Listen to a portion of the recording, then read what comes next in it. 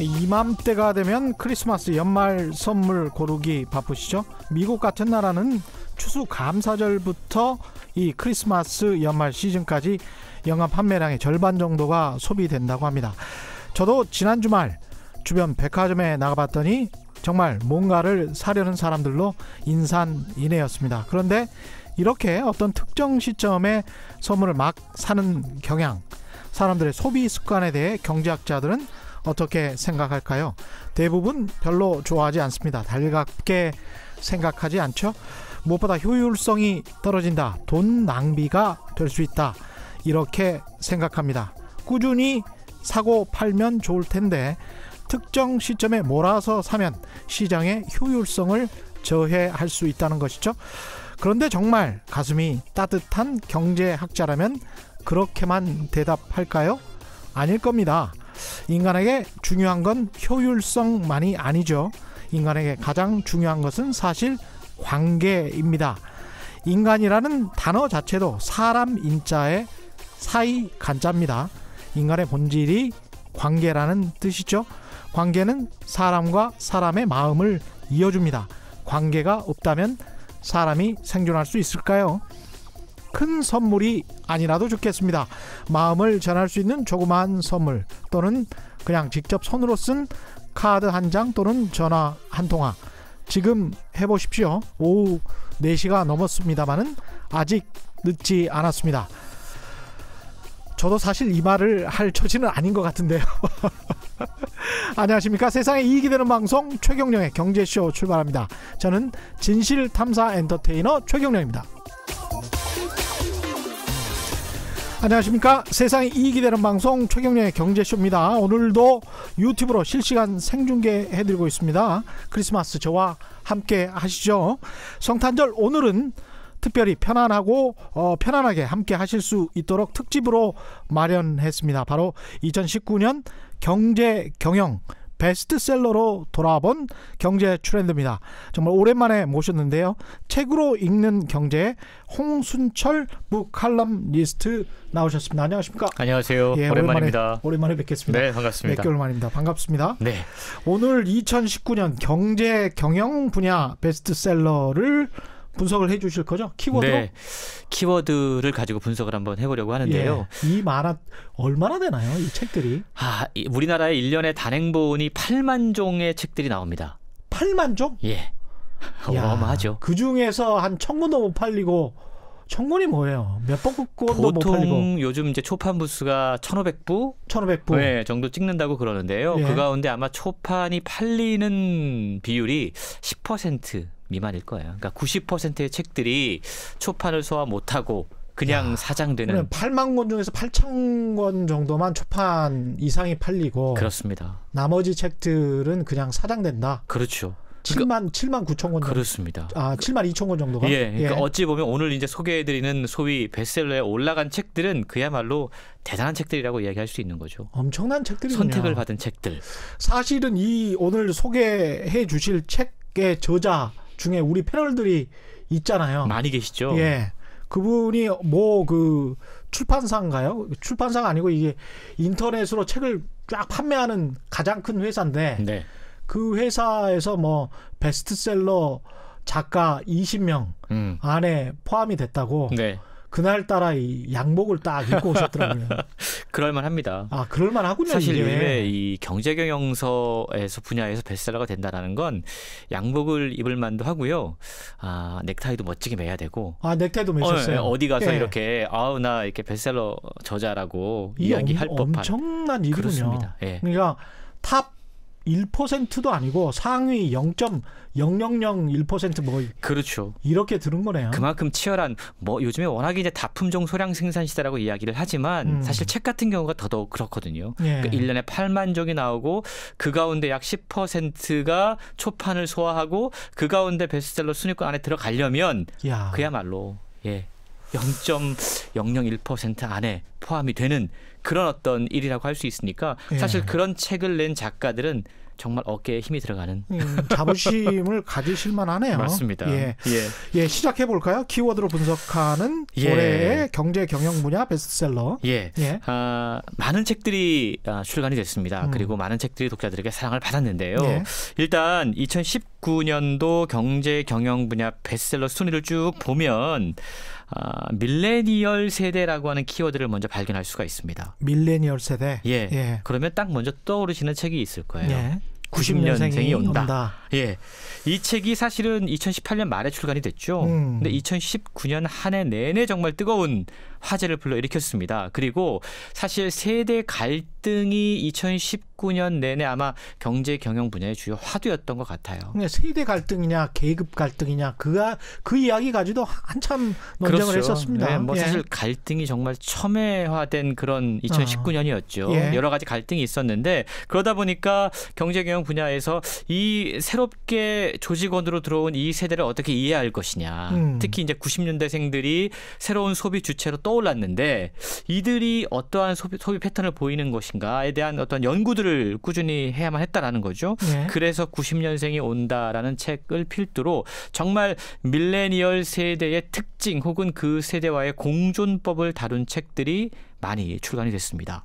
그리고 재테크 분야에서는 지금 우리가 오랜 기간 동안 장기 불황 이야기가 나오고 있기 때문에 부의 추월 차선이라든가 2020 부의 지각 변동, 부의 감각 이렇게 돈의 흐름과 장기적 관점에서 미래가 어떻게 흘러갈 것인가에 대한 예측하는 책들이 상당히 인기를 끌었고요. 또 우리가 이 책은 정말 오래전에 출간이 됐는데 끊임없이 팔리고 있는 스테디셀러인데요. 부자 아빠 가난한 아빠. 부자 아빠 가난한 아빠. 이 책이 20주년 맞이했어요. 옛날에 본 것 같아요. 그렇습니다. 로버트 기요사키가 쓴 책이고 사실은 나올 때부터 여러 가지 논란이 있었긴 하지만 이 책이 우리나라에 출간된 지 20년이 됐거든요. 그래서 요즘에 이 출판계에서 리커버라는 게 유행을 해요. 그러니까 다시 표지갈이를 하는 겁니다. 표지갈이를 한다. 그러니까 내용에 어떤 개정판이 있을 때 표지를 싹 바꿔서 새로운 에디션으로 독자들에게 선보여서 책 제목은 똑같고 그렇습니다. 사랑을 받는데요. 부자 아빠 가난한 아빠가 20주년 맞이해서 출간돼서 다시 사랑을 받았어요. 그러니까 크게 이야기를 하자면 밀레니얼과 관련된 책들이 많이 출간됐고 예를 들자면 90년생이 온다. 포노사피엔스, 트렌드 코리아 2019, 2020 마찬가지로 세대 분석서라고 이야기할 수 있고 돈과 부를 주제로 한 책들. 여전히 돈 부가. 그렇습니다. 부자 아빠 가난한 아빠. 어떻게 하면 부자 될 것이냐에 대한 이야기죠. 돈의 역사. 부의 추월 차선. 2020 부의 지각 변동. 댄 에리얼리의 부의 감각.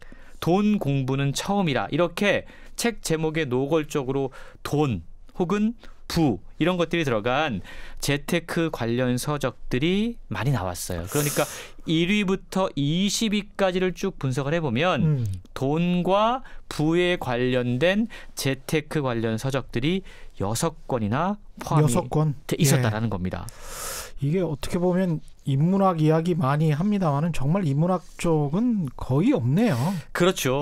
이게 이제 특별히 이제 경제 경영 분야의 책들로 우리가 특징지어서 보고 있기 때문에 더더욱 그런 측면이 있을 것 같은데요. 이렇게 최근 들어서도 여전히 이제 돈이나 부에 대한 책들이 인기를 끌고 있는 걸 확인할 수가 있었고 또 한 가지 특징이라고 이야기하면 부동산 책이라고 하면 예전에는 그냥 뭉뚱그려 부동산이라고 이야기했는데 요즘엔 이게 세분화돼요. 그래요? 리츠 혹은 건물주 이런 식으로 건물주 되는 법 이런 거요.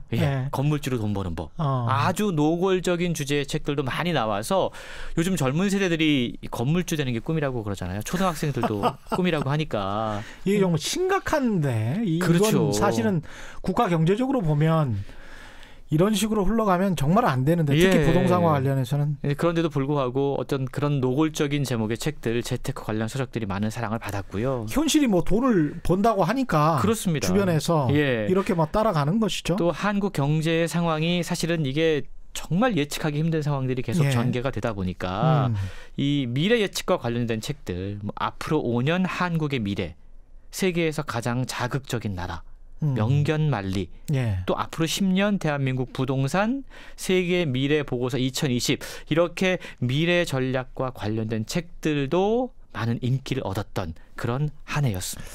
근데 이거 뭐 일부 대부분의 책들은 다 진실되고 좋은 책들이라고 생각을 합니다만 부동산 관련돼서 제가 하나 에피소드를 말씀드리자면 네. 그 경제신문에 있는 한 차장한테 들은 이야기인데 관련해서 경제 그 부동산 투자 전문가들 있지 않습니까? 쭉 나와서 이제 강남에서도 설명을 하고 한번 설명회 하면 당시 돈으로 한 10년 전 이야기입니다. 한 100만 원, 200만 원씩 받고 그랬는데 그런 사람들이 어디에 사는지를 정작 본인들은 어디에 사는지를 조사를 해보니까 재밌는데요. 예, 그걸 가지고 이제 신문 기사를 쓰려고 했대요. 그래서 이제 최종적으로 확인하고 강북 어디에 사시죠?라고 하면서 거기 이제 그 등기부등본도 확인해서 소유 여부까지 확인을 하니까 극구 말리더랍니다. 강남 부자들에게 자기가 안 팔린다. 자기가 강북의 주택이나 아파트를 소유하고 있는 것을 알면 저 사람 시세 물정도 모르면서 그러니까요. 예, 장사를 하려고 한다. 뭐 이런 종류의 책도 부동산 쪽에 있을 수가 있다. 이런 말씀을 드리고 싶네요. 근데 사실 20위권 내 책들을 쭉 보면 예. 여기 좀 제가 리스트를 갖고 있잖아요. 예. 부동산 관련 책들이 몇 권 보여요. 근데 이제 부동산 관련 책들은 말씀하신 것처럼 부동산 관련 강의하시는 분들, 그렇죠. 이분들이 필명으로 이렇게 강의를 하시더라고요. 예. 이런 분들이 또 책을 내가지고 이름을 안 바뀌고 실명도 본인 안 이름이 바뀌고. 아니라 예. 예를 들자면 앞으로 10년 대한민국 부동산이라고 하는 책이 지금 경제경영 분야 18위에 지금 올라가 있거든요. 야. 이분은 조던이라는 이름의 필명을 써요. 이 이름으로 또 강의를 하시고. 이 정도 되면은 몇만 권은 팔려야 되는 거죠? 그렇습니다. 예. 적어도 한 4, 5만 권은 팔려야 이 순위권 안에 들어오는 거니까 사실은 뭐 얼마나 많은 분들이 부동산에 관심이 있고 실제로 또 올 한 해 부동산과 관련해서 정부의 정책이 오락가락하고 이러면서 맞습니다. 돈이 몰릴 수밖에 없는 상황들이 있었어요. 그러다 보니까 아무래도 대중들의 관심이 부동산 관련 책으로도 많이 몰렸던 것 같습니다. 예, 핵심 키워드를 좀 더 구체적으로 한번 분석을 해보면 어떨까요? 예.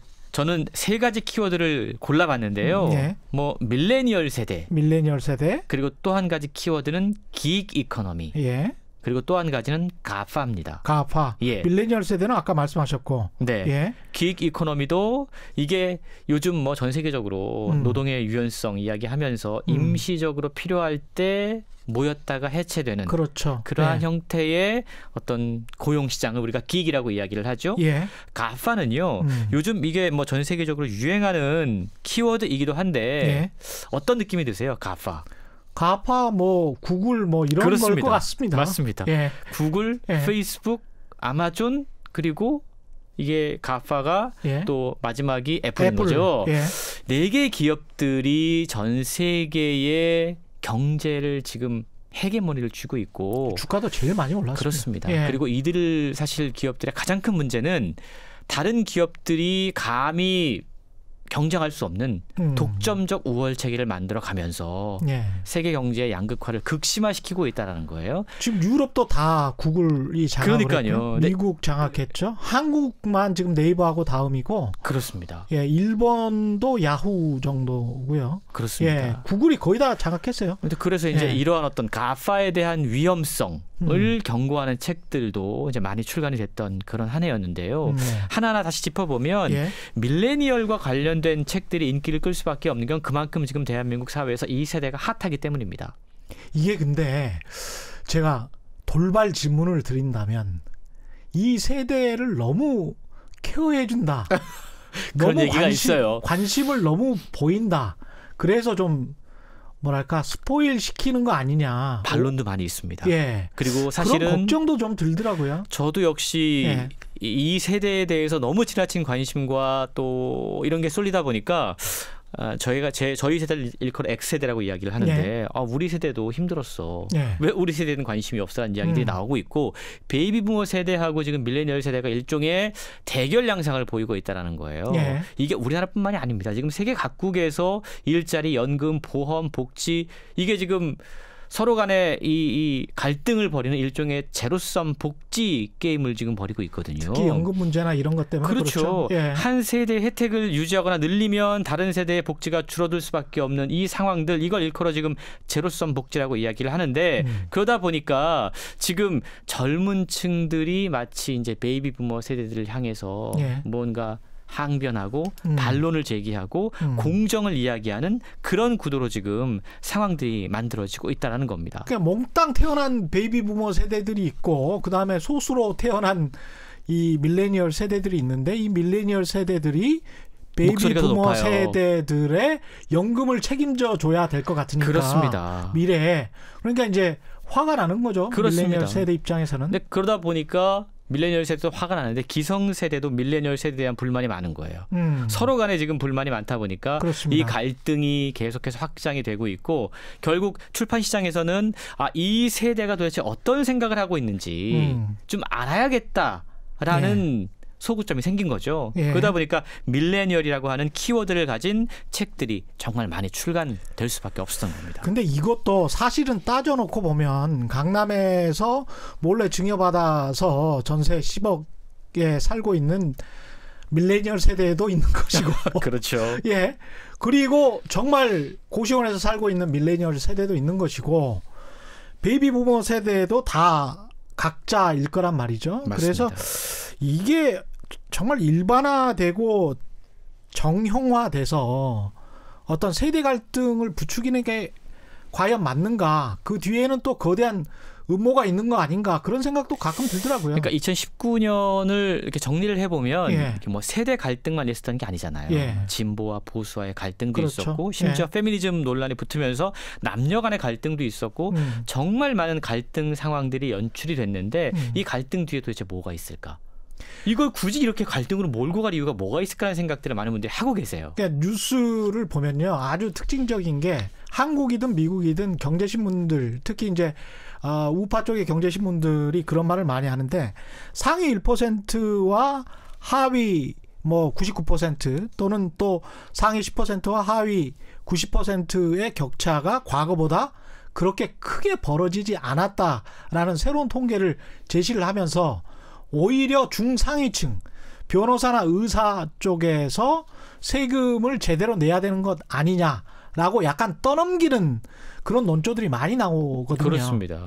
이게 그래서 저는 계층 갈등이 사실은 세대 갈등 쪽으로 떠넘기는 어떤 거대한 음모가 혹시 있는 게 아닌가 그런 우려도 들더라고요. 분명히 그런 우려도 해야 되죠. 근데 어쨌든 밀레니얼 세대, 젊은 세대에 대한 관심은 분명히 증가하고 있다. 그래서 2019년 한 해를 가지고 분석을 해보면 밀레니얼 세대를 다룬 책들이 20종 이상이 출간이 됐습니다. 20종?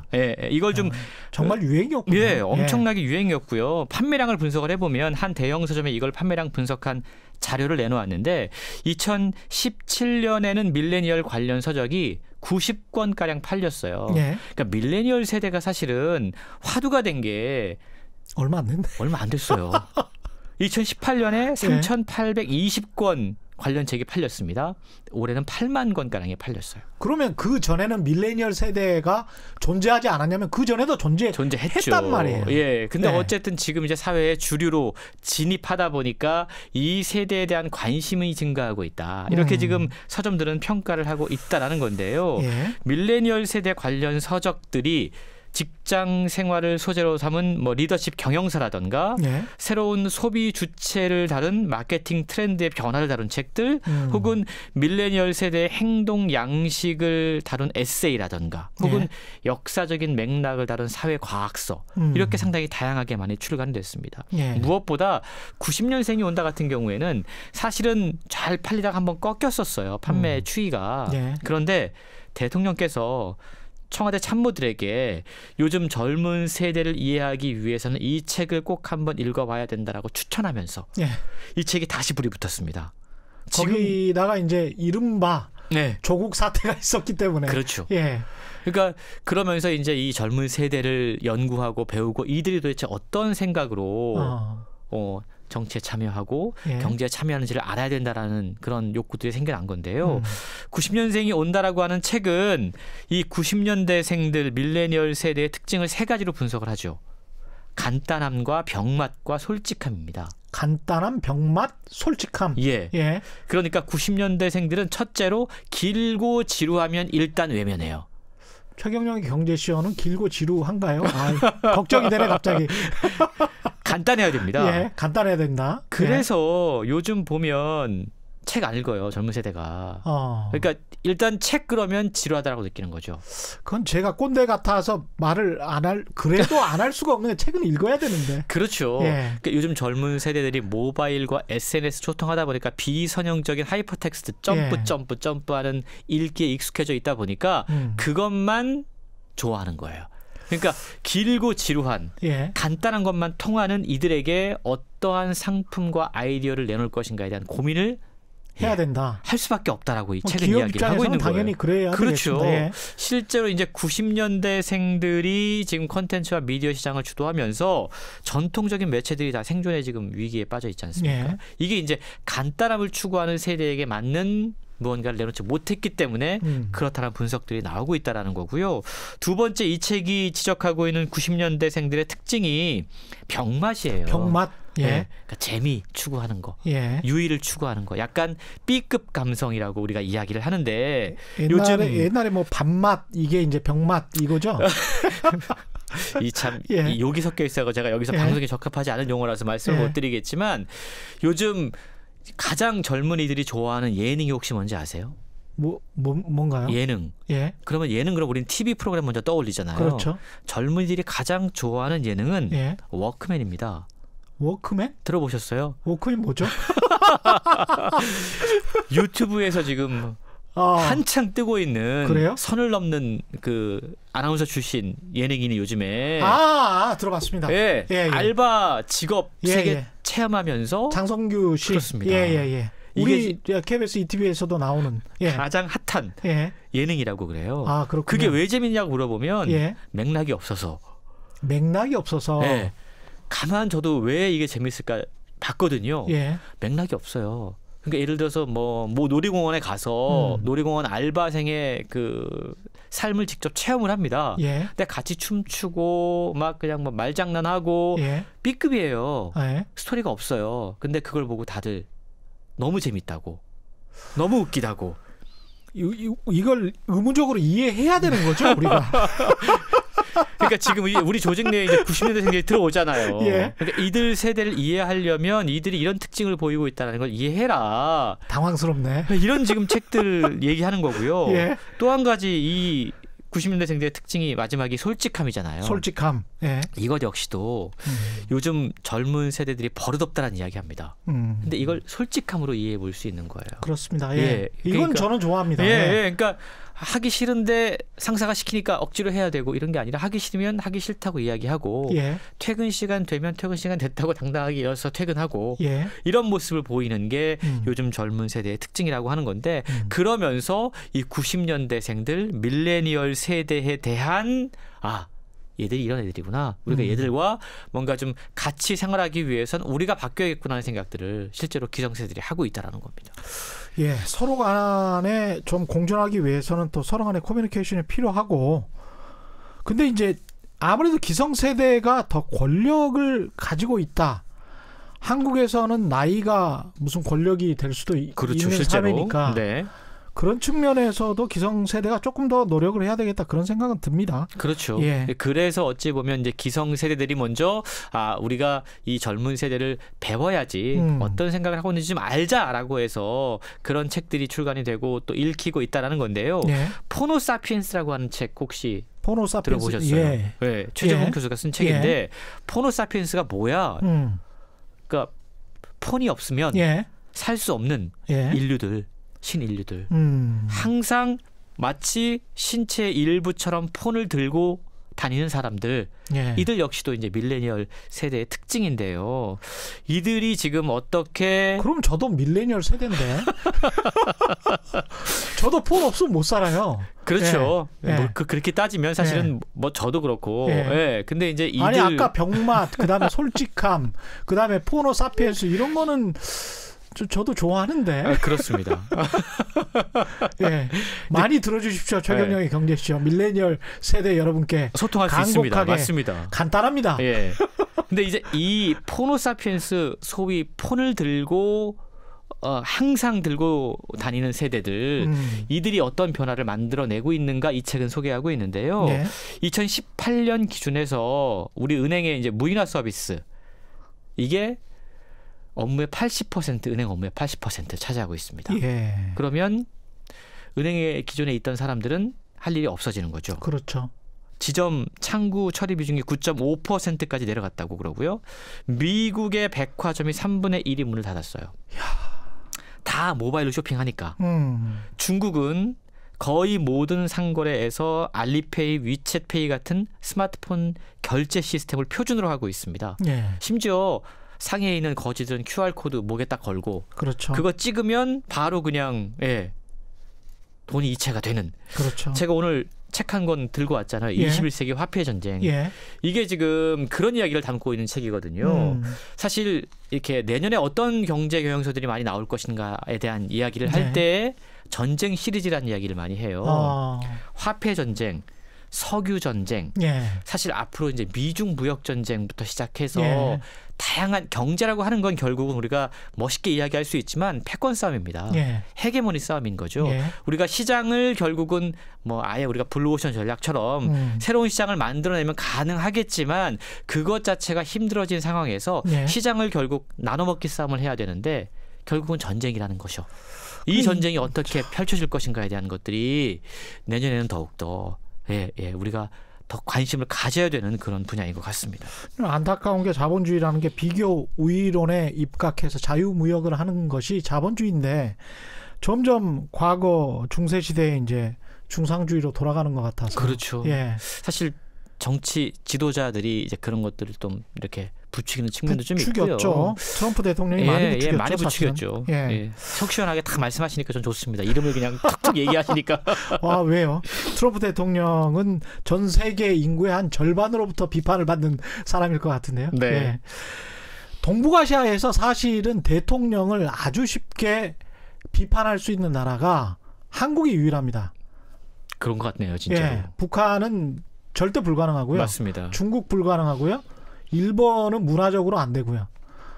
그래서 한국만 유일하게 그 자유를 만끽할 수 있는 나라가 또 맞습니다. 한국인 것 같습니다. 첫 번째 키워드 밀레니얼 세대에 관한 이야기는 여기에서 좀 줄이기로 하고요. 두 번째 키워드 기ግ 이코노미. 긱 이게 원래는 뭐 이 재즈 공연이나 이런 데서 단기간 공연을 위해서 연주자들을 임시적으로 이제 계약하는 걸 의미를 하는데 이게 요즘에 이제 경제 용어로 활용이 되고 있죠. 기ግ 이코노미라고 해서 지금 뭐 각종 산업계에서 일종의 단기 계약 형태의 일자리 혹은 비즈니스 모델이 늘어나는 것을 우리가 이제 기ግ 이코노미라고 이야기합니다.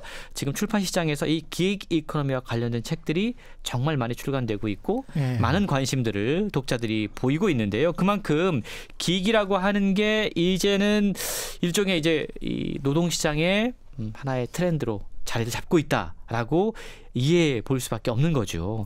인터넷 SNS의 발달 때문에 긱 경제가 새로운 형태로 지금 발전하고 있습니다. 우리가 플랫폼 경제라고 이야기해요. 결국 플랫폼이라고 하는 건 그러한 긱 경제를 연결해주는 그렇네요. 장터라고 이야기할 수 있는 거거든요.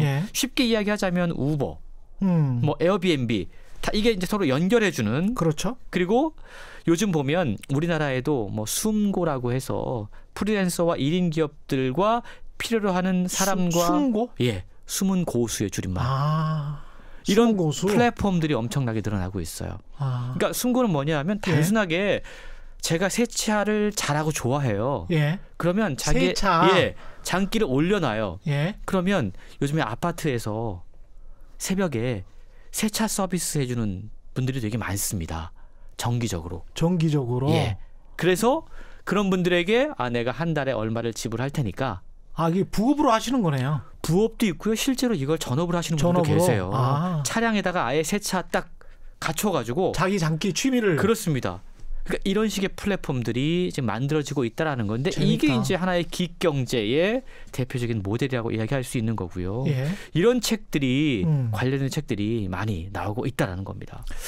긱 이코노미, 긱 경제 관련된 책들이 독자들의 사랑을 많이 받았습니까? 올해 나온 책들 가운데 가장 많은 사랑을 받은 책이 직장이 없는 시대가 온다. 직장이 없는 시대가 온다? 직장이 없다. 얼마나 불안할까요? 이게 불안하기도 하고 이제 자유라고 생각하는 사람들도 있을 것 같고. 사실은 이제 과거 이전 세대들한테는 직장이 없다. 큰일 났다. 불안하다. 예. 라는 생각을 하는데 요즘 젊은 세대들은 또 이 직장이 없다라는 걸 일종의 자유, 노동의 유연성이라고도 생각을 하고 있다는 겁니다. 기익 이코노미가 노동시장과 자본시장에 끼치는 영향이 무엇일까? 일의 미래는 어떨까? 그리고 과연 이렇게 직장이 없어도 잘 살 수 있을까? 이런 고민들이 지금 이어지고 있다는 거예요. 사실은 상당히 높은 어떤 수준의 기술 이런 거를 가지고 있어야 사실은 이렇게 할 수 있을. 맞습니다. 그 동양대학교 교수셨던 진중권 교수가 이런 말씀하셨잖아요. 네. 돈이 없지 가오가 없냐 이제 자유다 뭐 이런 말씀. 이 정도 수준의 교수가 돼야 전문 지식이 있어야 이 직장이 없어도 나는 자유롭다 이렇게 될 수 있는 거 아닌가 싶기도 합니다. 결국 이제 이 책이 지적하는 부분이 바로 그거예요. 예. 직장이 없는 시대가 온다. 이게 누군가에게는 유토피아고 누군가에게는 디스토피아가 될 수 있다는 건데요. 이 책에 보면 실제로 현재 직장 없이 일종의 긱 이코노미에서 살아가는 다양한 프리랜서들이 등장을 해요.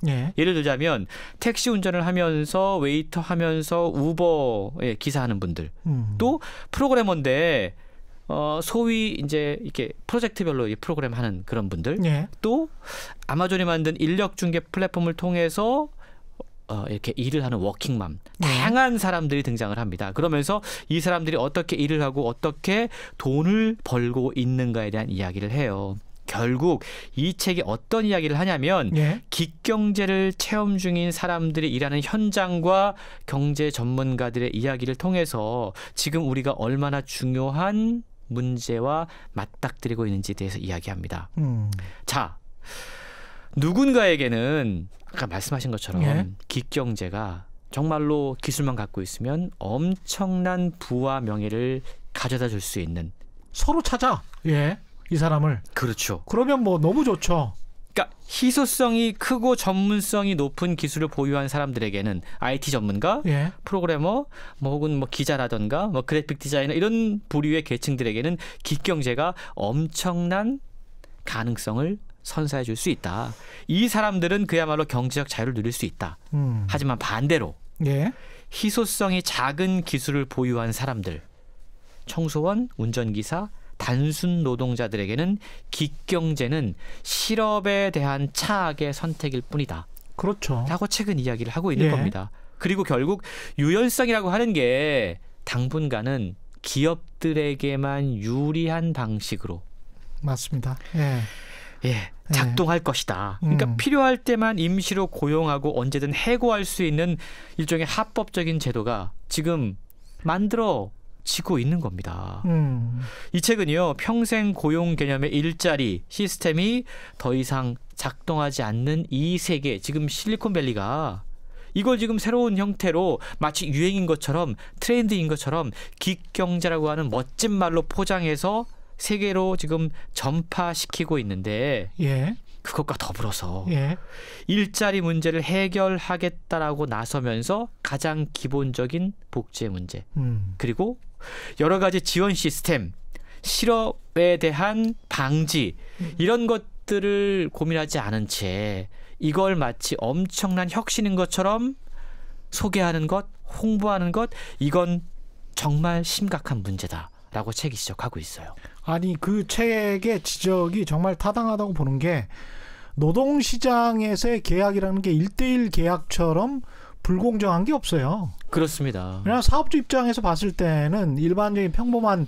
노동자라고 한다면 대부분이 사실은 노동시장의 대부분의 노동자들은 평범한 노동자들인데 1대1로 사업주와 계약을 하면 어떤 노동자가 임금을 올릴 수 있으며 어떤 여가 시간을 가질 수 있겠습니까? 이건 거의 불가능하죠. 그렇죠.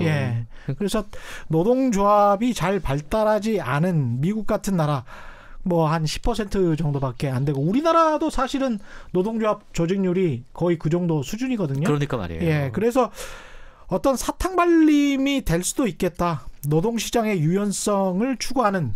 근데 그 노동시장의 유연성이라는 그 단어 자체도 굉장히 고상하고 맞습니다. 좋게 들리지만 그 노동시장의 유연성을 추구해서 어떤 사람은 그냥 잘리는 거죠. 맞습니다. 쉬운 말로 잘리는 거죠. 그냥 잘리는 겁니다. 그래서 단어에 속을 필요는 없겠다. 기경제도 그런 의미로 굉장히 좀 고민스러운 단어다. 그러나 한편으로는 또 미래 경제를 생각해 보면 대안을 생각하지 않을 수도 없고 말이죠. 그렇죠. 이게 고민입니다. 이게 항상 우리가 보면 이제 세계적인 트렌드다.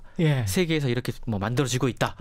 우리도 이걸 글로벌 스탠다드 따라가야 된다라고 하면서 자연스럽게 글로 옮겨가거든요. 그렇죠. 그러니까 이 기경제라고 하는 게 결국은 이제 미국에서 결국 전 세계로 지금 확산되고 있는, 그러니까 실리콘밸리에서는 이런 형태가 정말 일반적이라고 그래요. 근데 그게 이제 우리에게도 일반적으로 지금 전환이 되고 있다라는 점은 참 생각을 해봐야 되는 부분인 거죠. 그 세상 살아가는 게 너무 힘든 게 바로 엊그제만 해도 한 10여 년 전만 해도 글로벌라이제이션 세계화 뭐 이러면서 그때 다 세계화가 된다고 그랬단 말이죠.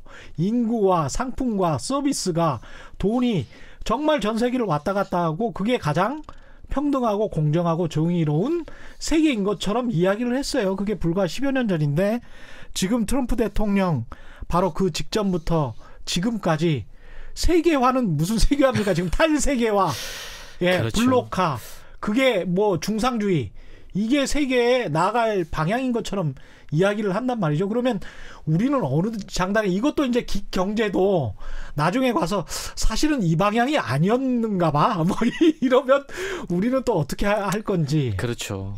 참 여러 가지로 그 질문이 꼬리에 꼬리를 잇게 되는데요. 그러면서 사실은 실제로 많은 분들이 이제 피부에 와닿고 있는 거예요. 이제 직장이 나의 삶을 보장해 줄 수 없구나. 그렇죠. 그러면 나는 어떻게 살아야 돼? 나는 어떻게 경제적인 활동을 영위해야 되지? 그거에 대한 고민들이 책으로 나타나고 있습니다. 그렇습니다. 그러니까 예를 들자면 나의 월급 독립 프로젝트라고 하는 책이 월급 독립 프로젝트. 많은 사랑을 받았는데요. 이분은 원래 직장인이었어요. 근데 직장인이 거의 뭐 직장에 목매어 있잖아요. 근데 이렇게 해봐야 아파트 한 채 구입하기 힘든 현실에 그렇습니다. 아주 절감을 한 겁니다. 그래서 주식 투자를 하게 돼요. 3년 만에 30억의 수익을 올리고 월급 30억? 3년에? 1년에 10억씩. 월급에서 독립한. 얼마에 시작했는데요? 480만 원으로 시작을 합니다. 에이, 진짜래요? 진짜요. 진짜로. 진짜? 근데 이분의 책이 저는 정말로 다른 책들과 조금 독특했던 게 뭐냐 하면 보통 주식 관련 책들을 읽어보면 원칙들을 이야기해요. 가치 투자, 장기 투자. 그렇죠. 근데 이 책은요. 장기 투자하지 말아라. 딱 하루 최대 5일 안에 승부낼 종목을 찾자. 이게 이 책의 핵심 키워드입니다. 그러니까 이분이 얘기하는 게 되게 재밌는 게요. 가치 투자, 장기 투자 멋진 얘기다. 워렌 버핏이나 할 수 있는 거지. 일반 직장인들이 종잣돈 조금 모아가지고 무슨 장기 투자를 할 수 있냐. 결국 단타 매매, 치고 빠지는 거, 이런 걸 할 수 있는 것. 이것이 결국 일반 직장인들이 직장에서 약간 벗어나서 할 수 있는 새로운 대안이다라고 또 최근 이야기하고 있더라고요. 한번 모시고 토론을 이거는 해봐야 될 것 같습니다. 저것처럼 이제 워런 버핏을 추종했던 사람으로서는, 장기 가치 투자를 추종했던 사람으로서는 단적으로 이런 말씀을 드릴게요. 수익률이 가장 뭐 높게 나오는 곳이 가령 로또다 또는 뭐 스포츠 복권이다라고 하면 70% 정도 나오거든요. 수익이라는 게 500원을 투자를 해서 500원을 벌 수 있다. 이게 수익이에요. 그래서 그렇죠. 70% 이게 0.7이란 말입니다. 근데 0.7을 계속 곱해요. 그래서 제가 계속 로또 복권을 사는 거죠. 그러면 0.7 곱하기 무한대를 하면 0으로 수렴합니다. 이거는 뭐 어떻게 수학이니까 0으로 수렴해요. 그래서 매매 횟수가 많으면 많을수록 0으로 수렴한다. 이게 가치 투자자들이, 장기 가치 투자자들이 매번 매매하는, 매일 매매하는 이런 단기 투자자들에 대한 워닝, 경고거든요. 그래서 이분의 말씀은 어떤 식으로는 받아들일 수 있어요. 왜냐하면 가치 투자의 시대가 끝났다. 지금 현재 한국 주식시장이 이렇게 이제 판단을 한다면 박스권에서 계속 머물러 있기 때문에 그런 식으로 설명을 한다면 또 가능한 이야기일 것 같은데요. 저는 이분이랑 참 한번 이야기를 나눠보고 싶습니다. 언제 한번 초대해야 되겠네요. 근데 우리가 이게 경제쇼에. 사실 예. 주목할 만한 게 바로 이런 부분이에요. 예. 그만큼 이런 책이 많은 분들에게 읽힐 만큼 그렇죠. 지금 대한민국 사회가 뭔가 직장 말고 그렇죠. 일 말고 다른 무언가 해서 뭘 좀 벌어야 되는데. 그렇죠. 투잡, 쓰리잡 뭐 예. 이런 거 고민하고 있는 분들이 많이 있다라는 걸 보여주는 그렇죠. 그러니까 샀겠지. 그렇습니다. 예. 그런 현상입니다. 예, 마지막 키워드 세 번째 키워드는 가파? 그렇습니다. 예, 가파. 예. 구글, 아마존, 페이스북, 애플의 머리글자를 딴 거예요. 예. 세계적인 IT 공룡입니다. 예. 사실 여러 책들이 올해 정말 뭐 구글에 대한 책들도 있었고 아마존에 대한 책들도 있었고 페이스북, 애플 다 있었는데요. 예. 결국 그런 책들이 공통적으로 이야기하는 건 뭐냐 하면 이들 기업들을 이제 경계해야 된다. 지금까지는 성공 스토리였어요. 예. 네, 그래서 막 추앙하고 따라가면 된다라고 얘기했는데 지금에 와서 이들 기업들이 심해도 좀 심하다. 얘들 뭐 하고 있는 거야? 그렇죠. 뭐 이렇게 생각하는 거죠. 이제는 예. 거의 뭐 전 세계 현대인들의 모든 일상을 다 지배하고 있네. 선택과 결정까지도 다 얘들이 왜곡시키고 있네. 예. 이렇게 지금 생각을 하고 있다는 겁니다. 그러면서 생각을 빼앗긴 세계라고 하는 책이 출간됐는데 이 책도 많은 사랑을 받았거든요. 예. 이 책은 거대 테크 기업들 가파가 인간의 지식과 사상과 프라이버시 그리고 문화를 파괴하고 있다. 그리고 문화를 파괴하고 있다. 그렇습니다. 예. 거대 지식 기업들이 지식과 정보를 우리에게 준다라는 대가로 우리의 생각을 빼앗아 가고 있다라고 이야기를 해요. 사실은 소비자들이 거기에서 프로슈머로서 프로듀서로서도 참여를 하고 있기 때문에 네. 많은 글을 쓰고 동영상을 쓰고 그래서 뭐 구글의 유튜브에 올리고 뭐 그렇게 하니까 그렇습니다. 사실은 소비자한테 뺏어서 그걸 가지고 장사를 하는 그런 측면도 있습니다. 그렇죠. 엄청난 수익을 얻잖아요, 이 사람들이. 몇 가지 이제 이 책에 소개된 사례들을 보면요. 예. 우리가 구글링이라는 표현을 쓰지 않습니까? 예. 뭐 구글 안에다가 자기가 관심 있어 하는 것들을 검색을 해요. 이게 뭐냐 하면 세계인들이 무엇에 관심 있어 하는지를 다 보여주는 거예요.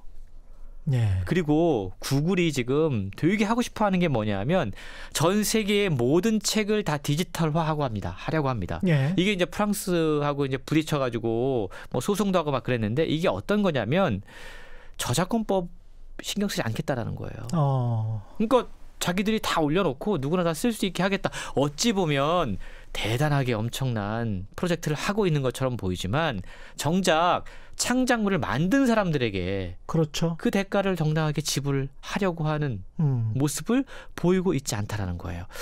일견 정보의 민주주의 같지만 그렇습니다. 그렇지만 사실은 착취일 수 있어요. 예. 우리가 아마존 이야기할 때 제가 한번 소개했던 것 같은데 데스바이 아마존이라는 지수가 생겼다고요. 아마존 공포지수. 예. 아마존 때문에 지금 망해가는 기업들. 얼마나 상점들도 얼마나 많습니까? 뭐 월마트부터 시작해서 되게 많잖아요. 그만큼 아마존이 지금 엄청난 혁신들을 만들어 갖고 있는 것 같지만 전 세계의 작은 유통과 소매업체들을 망하게 하고 있다. 책을 포함한 현대의 모든 상품들의 목줄을 쥐고 있다. 라고까지 이야기가 되고 있다라는 거고요. 이게 지금 구글, 아마존, 페이스북, 애플이 미국을 대표하는 그런 공룡 기업들이라면 그렇습니다. 미국과 경제 전쟁을 벌이고 있는 이제 중국도 무섭죠. 그런 기업들이 있죠.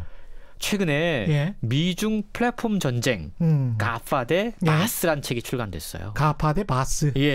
가파는 말씀드린 것처럼 구글, 아마존, 페이스북, 애플이에요. 바스는요 중국의 대표적인 IT 공룡입니다. 바이두, 알리바바, 텐센트, 화웨이. 머리글자를 딴 거예요. 이건 외우기가 쉽네요. 그렇죠. 그냥 목욕이라고 외우면 되겠습니다. 자, 바스. 지금 뭐 우리가 뭐 올해 트럼프 대통령 미국하고 중국하고 엄청나게 무역 갈등, 경제 전쟁 벌였습니다. 근데 그게 격화되고 있는 가운데 지금 민간 부분에서는 미국의 가파와 중국의 바스가 자신들의 영역을 넓히기 위해서 엄청난 경쟁을 벌이고 있습니다. 이 무역 전쟁이 결국은 첨단 기술의 대결로 확장될 수밖에 없고 이들 기업들이 지금 전 세계에서 점유하고 있는 그 엄청난 그 영향력, 그렇죠. 이걸 우리가 이제 경계해야 되는 시점이라는 건데요. 사실 이 아마존 미래전략 2020이라고 하는 책을 썼던 다나카 미치아키란 분이 미중 플랫폼 전쟁 가파 대 바스를 썼는데 이 책을 통해서 더더욱 미국과 중국의 8개 IT 공룡들이 어떻게 성장했고 그리고 이 기업들이 세계 시장에서 어떠한 영향을 끼치고 있는지 정말 무서운 이야기들이 책을 통해 펼쳐지고 있습니다. 이 거대한 플랫폼 기업에 한국이 없다는 게 참 안타깝습니다. 그렇죠. 오늘 말씀 감사하고요. 지금까지 홍순철 북칼럼니스트와 함께했습니다. 고맙습니다. 고맙습니다.